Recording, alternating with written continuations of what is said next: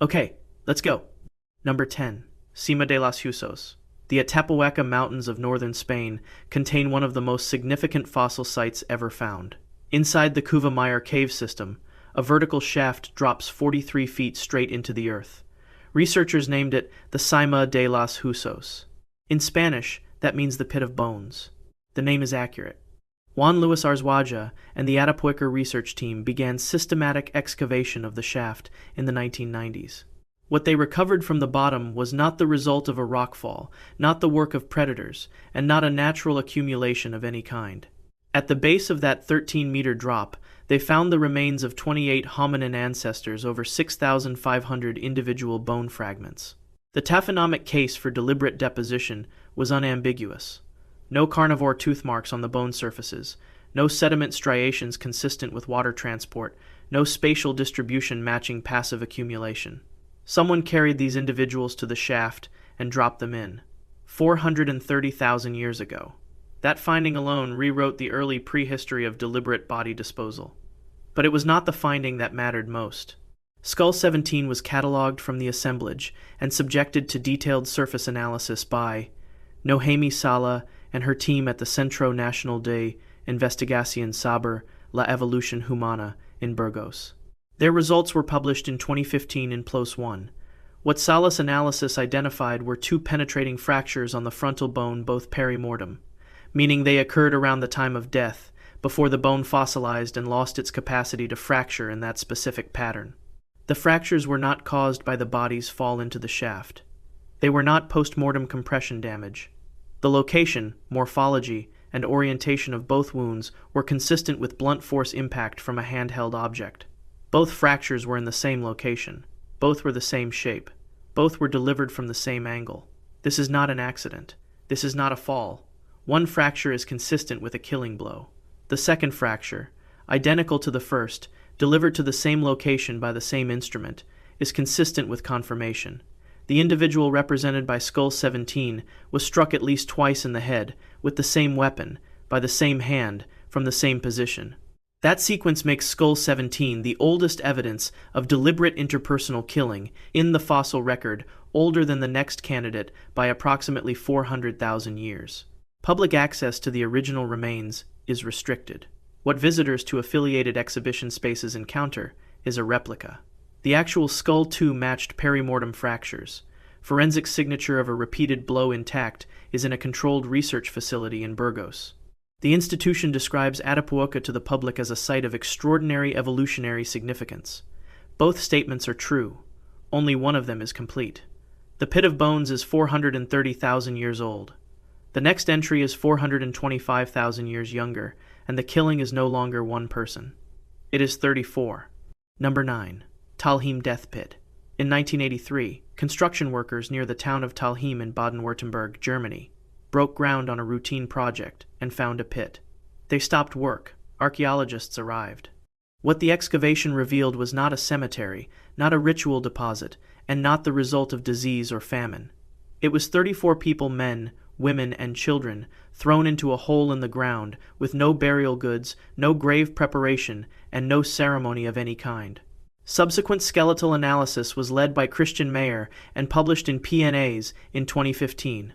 The Talheim Death Pit dates to approximately 5000 BCE, placing it within the linear band ceramic cultural horizon, the archaeological signature of Europe's first farming communities. These were not nomadic foragers at the margins of subsistence. They were settled agriculturalists who built permanent structures, cultivated crops, and kept domesticated animals. 7,000 years ago, someone killed all of them. The analysis identified at least 18 confirmed lethal wounds to the skull, all produced by stone adzes, the characteristic tool of the linear band ceramic period. The wound morphology was consistent across victims. Blows to the posterior cranium, not the front, not the side, the back. In forensic terms, that directionality carries one primary interpretation. The victims were not facing their attackers. The pattern is not consistent with open combat or a defensive engagement. It is consistent with execution individuals struck from behind while restrained, kneeling, or already subdued. The forearm and hand bones showed no perimortem fractures of the kind produced when a person raises their arms against an incoming blow. There were no defensive wounds. None. The assemblage included adults of both sexes and children of varying ages. What it did not include was the elderly. In a population killed without selection by disease, by flood, by undirected catastrophe, the elderly would be present. Their absence is forensic data. The mainstream interpretation holds that they were killed elsewhere or taken captive. The alternative reading is that the attacking group made deliberate choices about who was worth keeping. The elderly, with the least productive years remaining and the deepest roots in community memory and leadership, were the least valuable as captives. The most disturbing reading, which Meyer and colleagues raise in the PNA's analysis, is that the attackers were likely members of a neighboring linear band ceramic settlement, the same culture, the same toolkit, the same agricultural economy.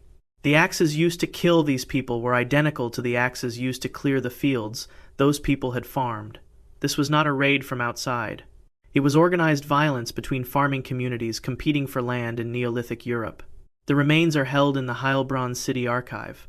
The linear band ceramic period, in public prehistory displays, is represented primarily by its pottery traditions and its role in spreading agriculture westward across the continent. 34 bodies in a pit, no elderly, no defensive wounds, no burial goods sit in a German archive, while the culture that produced them is explained through decorated ceramic vessels. Talheim was a pit of bodies. Herxheim, 200 kilometers to the west, was something more systematic. The people inside it were not buried. They were processed. Number 8. Herxheim Cannibal Pit. The site at Herxheim in the Rhineland-Palatinate region of southwestern Germany was excavated between 1996 and 2002 by a team led by Bruno Bullistin and Andrea Zieblantz, working under the joint auspices of the CNRs and the Speyer Regional Archaeological Authority. What they found was a ditch, a circular enclosure surrounding a linear band ceramic settlement. The ditch was not a defensive structure. What it contained, in fragmentary deposits along its entire circumference, were the processed remains of an estimated 500 individuals. Not 500 bodies. 500 people reconstructed from fragments. The processing sequence was the critical finding. Bullistin's analysis, published in 2009 in the journal *Antiquity*, showed that the bone surface evidence followed a sequence identical to the animal butchery sequence at the same site. Skulls were opened at the vault for brain extraction. Long bones femora, humeri, tibiae were split longitudinally for marrow. The tool marks on the human remains matched the tool marks on the faunal assemblage in morphology, location, and instrument type. 500 people, processed with the same tools, in the same sequence, used for the same animals. 500 people is also a caloric figure.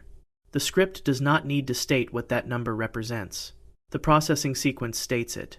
A subset of the skull vaults the callets. The domed upper portion of the cranium, after the face and base are removed, showed evidence of secondary modification. Edges smoothed. Inner surfaces worked. The resulting objects hold liquid. They were made to hold liquid. The raw material was a human skull. Strontium isotope analysis of the Herxheim remains added a layer the butchery evidence alone could not provide. Strontium signatures in bone reflect the geology of the region where an individual grew up and do not change after childhood. A significant proportion of the Herxheim individuals returned isotope profiles inconsistent with the local Rhine Plain geology. They came from elsewhere. They were not members of the Herxheim community. They had been brought to the site from outside the region. The mainstream interpretation holds that Herxheim was a location for large-scale feasting events, drawing participants from across the linear band ceramic network, a regional gathering site where mortuary ritual involved the processing of the dead. The alternative reading is that the site functioned as a destination for the acquisition and consumption of outsiders over a period of decades. The ditch deposits accumulated across time. This was not a single event. The most disturbing reading is that Herxheim was an operation. The toolmark consistency is too precise, the callet modification too skilled, the strontium profiles too varied to represent crisis or improvisation. Someone at Herxheim knew how to do this. They had practiced. The remains are held in university storage in Speyer. The site is access restricted. There is no permanent public exhibition. 500 individuals, processed in a ditch. Their skull vaults shaped into vessels, sit in labeled boxes in a German storage facility, while the culture that produced them is represented elsewhere by reconstructed longhouses. Herxheim was enclosed.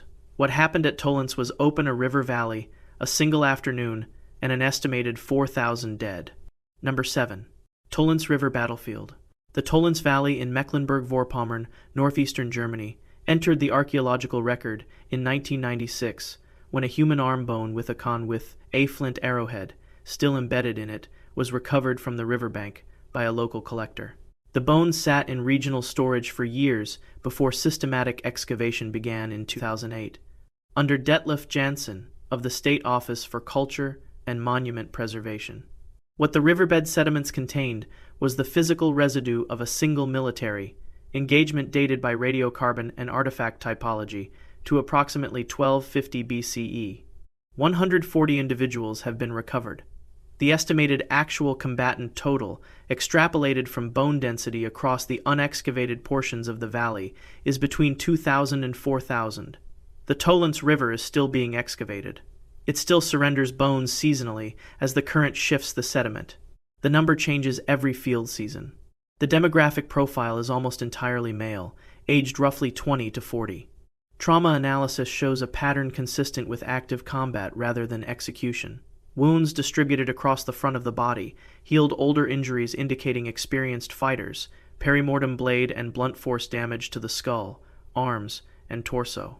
Several individuals show injuries consistent with being struck from behind while moving the signature of pursuit during a rout. This is not a massacre site. It is a battlefield.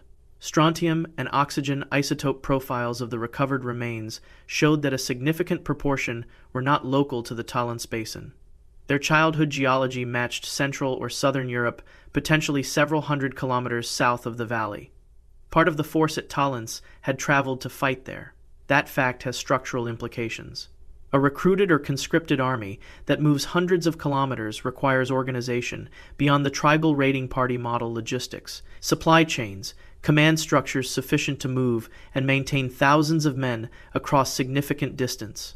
The Bronze Age of 1250 BCE in Northern Europe is not supposed to contain that.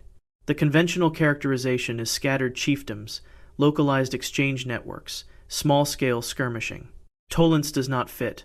4,000 combatants in a single engagement in Bronze Age Northern Europe is a number that belongs, in the historical imagination, to the Aegean, to the world of the asterisk Iliad asterisk.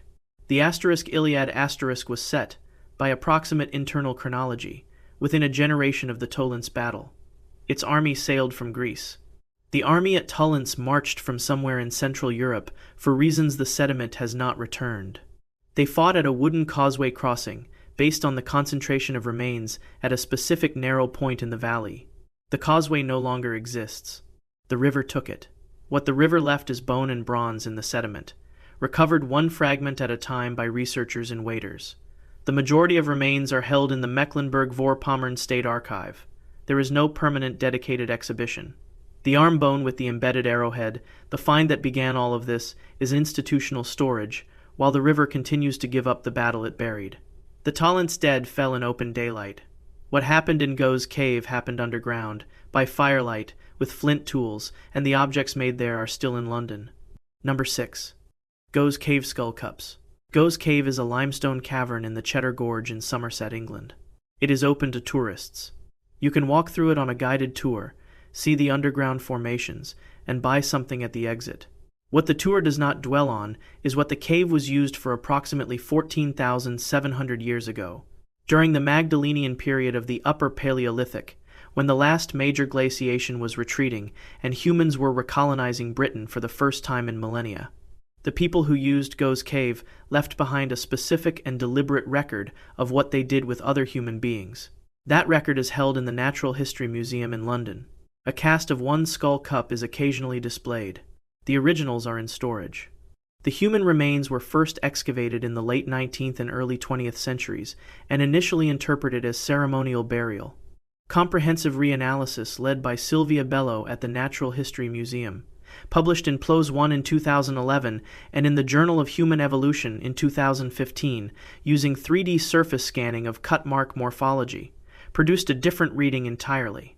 The sequence begins with defleshing. Cut marks on the skull, jaw, and facial bones indicate that soft tissue was removed using flint tools, following the musculature in a practice sequence, not rapid disarticulation, but careful, skilled removal. After defleshing, the jaw was detached. The hyoid and associated tongue structures show cut marks indicating the tongue was separated and removed. The tongue was removed. After soft tissue removal, the skulls were worked. 3 skull vaults were intentionally shaped into cups through controlled percussion, the technical term, for the deliberate fracturing and removal of the skull base, followed by edge smoothing, and, in at least one case, rim modification to create a more regular vessel shape. Microscopic analysis ruled out natural abrasion as the cause of the smoothed edges. These were manufactured objects. The individuals whose skulls were shaped include an adult male, an adult female, and a child estimated between 3 and 5 years old. All 3 show the same defleshing cut pattern applied before the shaping stage. The sequence consume, then manufacture was consistent across all 3 specimens. This was not improvised. It had an established order. The long bones from the same deposit show spiral fracture patterns consistent with marrow extraction, and cut marks following the same defleshing sequence applied to the skulls. Faunal remains at the same site. Horse bones, red deer show identical processing signatures. The Magdalenian occupants of Go's cave applied the same technique to human remains that they applied to their food animals. Whether the humans were in the same category is a question the bone record cannot answer. The sequence is identical. The category distinction is not recoverable. The people who made these objects also produced sophisticated blade tools and personal ornaments. Their cultural contemporaries painted the caves at Lascaux. The skull cups from Go's cave were made by the same tradition that produced the most celebrated art of the Ice Age, and they are in a storage facility in London, while Lascaux replicas are displayed in visitor centers across France. What Cowboy Wash left behind was smaller than a skull, but it is harder to argue with. Number 5. Cowboy Wash.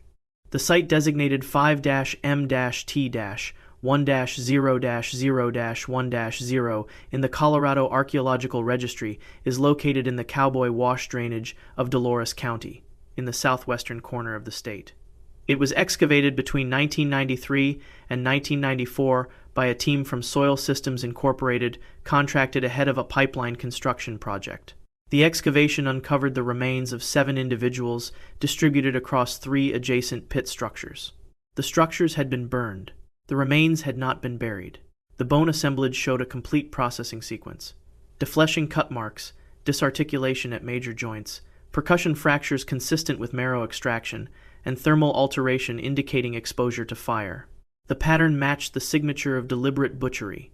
Christy Turner and Jacqueline Turner, whose 1999 monograph documented the site, classified the assemblage as evidence of cannibalism.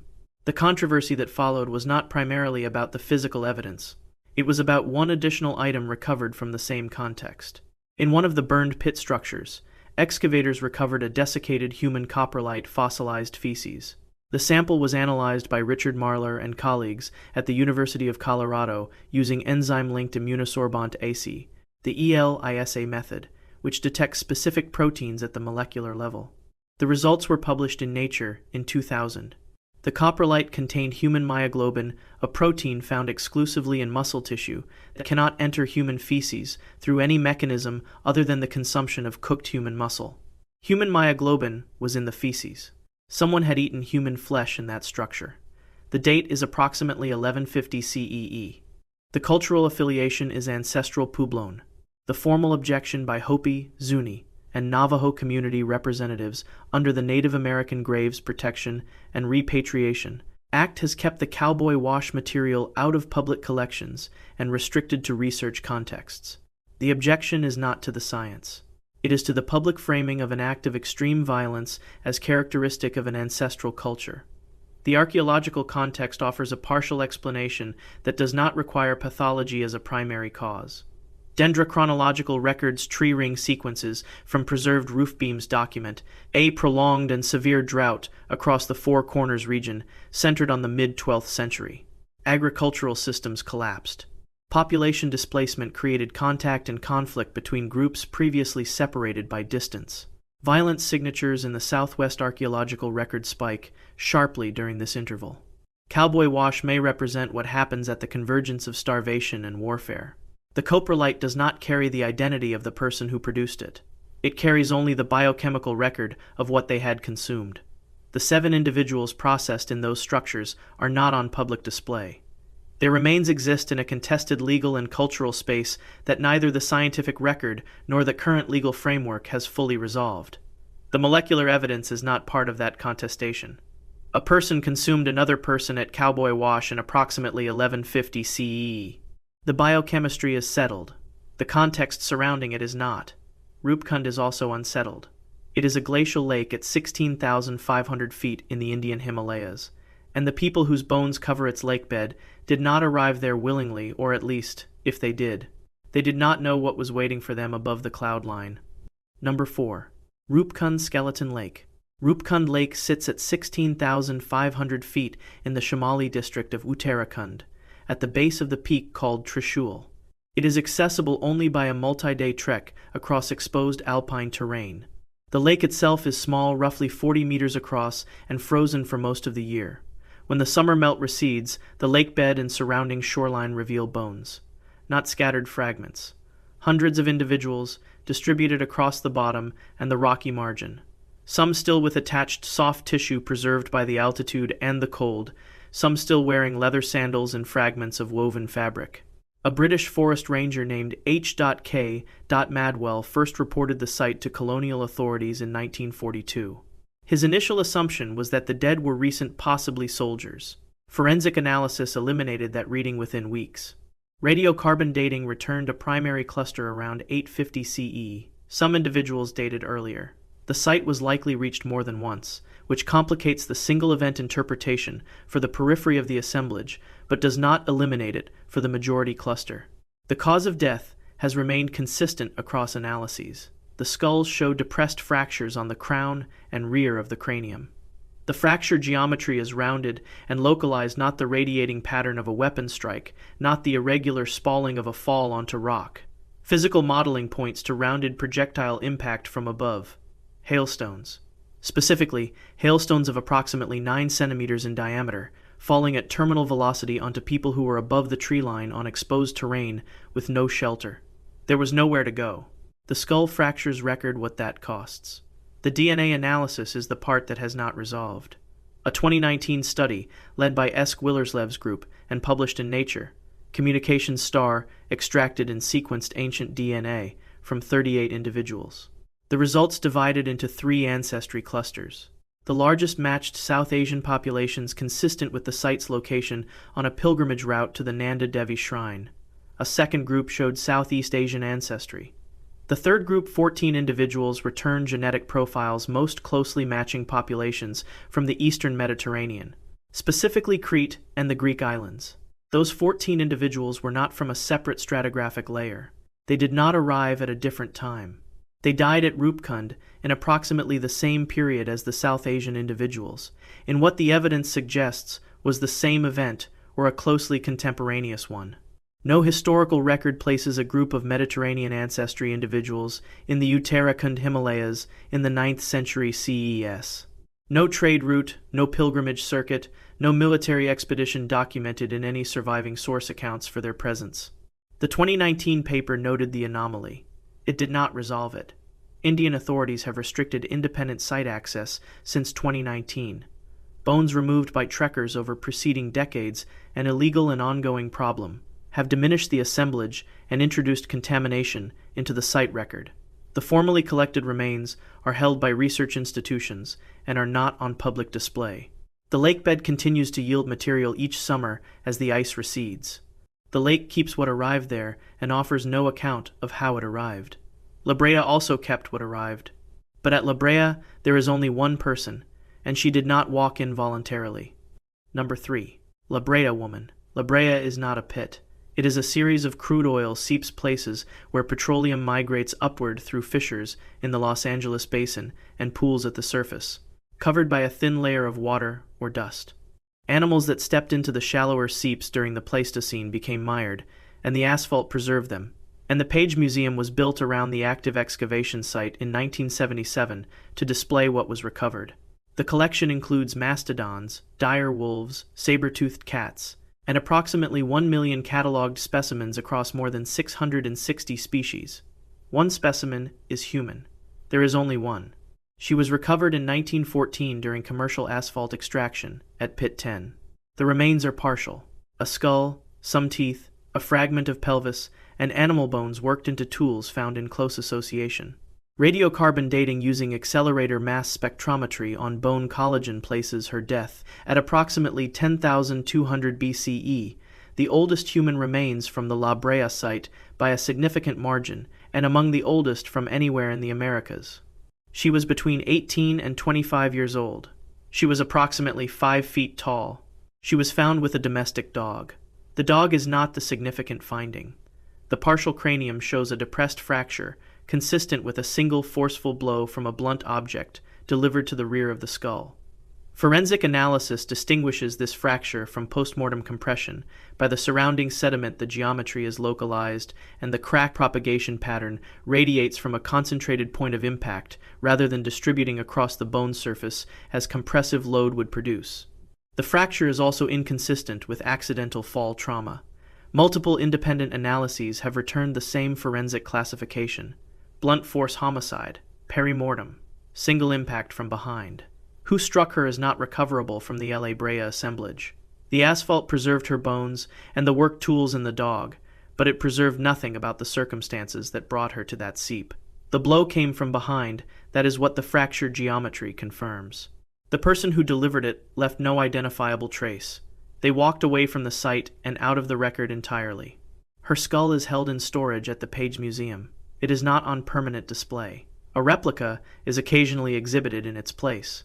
The museum's interpretive materials describe her as the only human found at La Brea and note her age and the dog association.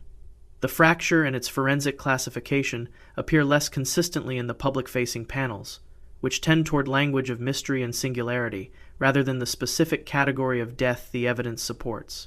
The evidence does not support mystery. It supports a classification. She was killed. The site kept her and discarded the person who killed her, and the institution that holds her original skull has placed a replica where the forensic object should be. She is the earliest documented murder victim in the Americas. In the La Brea visitor experience, she is primarily the anomaly, the only human in a collection built around animals. The distinction between those two framings is not scientific. It is a decision.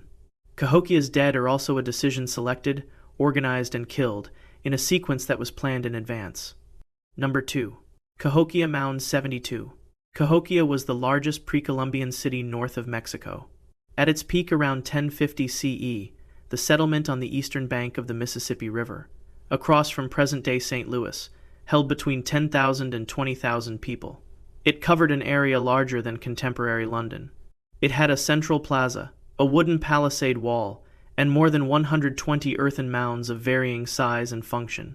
The largest, Monk's Mound, contains more earth by volume than the Pyramid of the Sun at Teotihuacan. Cahokia is a UNESCO World Heritage Site. It appears in the visitor brochure as evidence of the sophistication and organizational capacity of pre-Columbian North American civilization. Mound 72 is described in the brochure as a ceremonial mound. It was excavated by Melvin Fowler beginning in 1967. The findings were not fully published until Fowler's 1999 monograph. What Mound 72 contained, beneath its earthen cap, was approximately 270 individuals distributed across multiple burial episodes. The most significant deposit was a single layer. 53 young women, estimated between 15 and 25 years old, arranged in 2 stacked rows. 53, stacked, in rows. Bone analysis showed no evidence of natural death across the layer. Body positioning was deliberate and geometrically organized. The mainstream interpretation is sacrificial death, individuals killed as part of a funerary complex associated with a high-status burial at the center of the same deposit. That central burial placed a single individual, likely male, on a platform constructed from more than 20,000 shell beads arranged in the shape of a falcon. The 53 women were part of the same mortuary event. Isotope analysis by Ambrose and colleagues, published in American Antiquity in 2003, showed that many of the sacrificed individuals were not local to the Cahokia region. Their strontium signatures were inconsistent with the geology of the American bottom. They had grown up elsewhere and been brought to Cahokia. The alternative reading is that the sacrifice layer represents a tribute system communities within Cahokia's political reach, providing individuals, specifically young women of a specific age range, as part of a formalized relationship with the Cahokia elite. The most disturbing reading is that this was political theater at scale.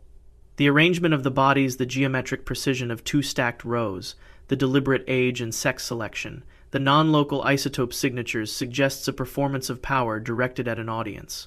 Someone was watching. The burial was constructed to be seen, at least by those who participated in covering it. Repatriation negotiations under the Native American Graves Protection and Repatriation Act have kept Mound 72 collection off public display at the Illinois State Museum since the 1990s. Multiple tribal nations have claims on the material. The negotiations are ongoing. The mound above the deposit is a grass-covered feature in an Illinois state park. The UNESCO designation is displayed at the visitor center entrance. The brochure says ceremonial mound. The archive says 53 women in 2 rows, none of them local, none of them old. The last entry is older than Cahokia by 11,000 years, and what it preserves is specific enough to show facial expressions. Number 1. Luleyalaco Frozen Children. The summit of Volcan Luleyalaco sits at 22,100 feet on the border between Argentina and Chile, in the Atacama region of the Andes. It is one of the world's highest archaeological sites. In 1999, a joint Argentina National Geographic expedition, led by Johann Reinhard and Mario Zeret, reached the summit after 6 weeks of high-altitude excavation and found a stone structure buried under the ice. Inside were 3 children. They had been there for approximately 500 years. The preservation was total. Total is not rhetorical here. The girl, designated the maiden, estimated 13 to 15 years old, was found seated upright, clothing intact, hair braided, face retaining the soft tissue of someone who had fallen asleep. Her lungs contained blood. Her stomach contained food. Her internal organs were intact. The boy, approximately 7 years old, was found bound in a flexed position with a cloth wrapped around his face. The girl, called La Nina del Rayo, the lightning girl, approximately 6 years old, had been struck by lightning at some point after death, which disturbed her position and burned one side of her face and fused her clothing to her skin. All 3 were surrounded by offerings: textiles, ceramic vessels, miniature figurines dressed in scaled garments. The arrangement was deliberate, expensive, and formally organized. The Inca ritual context is historically documented. Capacacha was a state ceremony reserved for moments of political or cosmological significance, the death of a Sapa Inca, a military crisis, a disaster requiring divine intervention. Selected children, typically from families of regional importance, were brought to Cusco for ceremony and then walked to high-altitude summit shrines at the edges of the empire. The walk from Cusco to Luleyalaco covers approximately about 932 miles. The children walked it accompanied by priests, fed and clothed throughout. At the summit, they were given chicha fermented maize and coca leaves, both of which suppress alertness and induce sedation. A 2013 study by Ogden and colleagues, published in *PNAs*, used isotope ratio mass spectrometry on segmented hair samples to reconstruct the maiden's consumption history across the final year of her life. The results showed a progressive increase in coca and alcohol intake across that year, with a sharp escalation in the final weeks before death. She was sedated progressively. The dose increased as the ceremony approached. Death at 22,000 feet in the Australian winter, for a sedated child placed inside a sealed stone structure, is cold and slow and does not require additional violence. Oxygen at that altitude is approximately 40% of sea level concentration. Hypothermia in a sedated individual proceeds without the shivering response that would otherwise delay it. The freezing begins within hours. 500 years of preservation followed from the altitude, the sealed structure, and the cold the Inca priests selected and understood. The 3 children are held at the Museo de Arqueología de Alta Montana in Salta, Argentina. The museum was built specifically to house them. The maiden is displayed on a rotating schedule in a refrigerated case maintained at -4 degrees Fahrenheit. The boy and the lightning girl are in refrigerated storage and are not on public display. When the maiden is displayed, visitors stand behind climate-controlled glass and look at her face. She has been dead for 500 years. She looks like she is cold.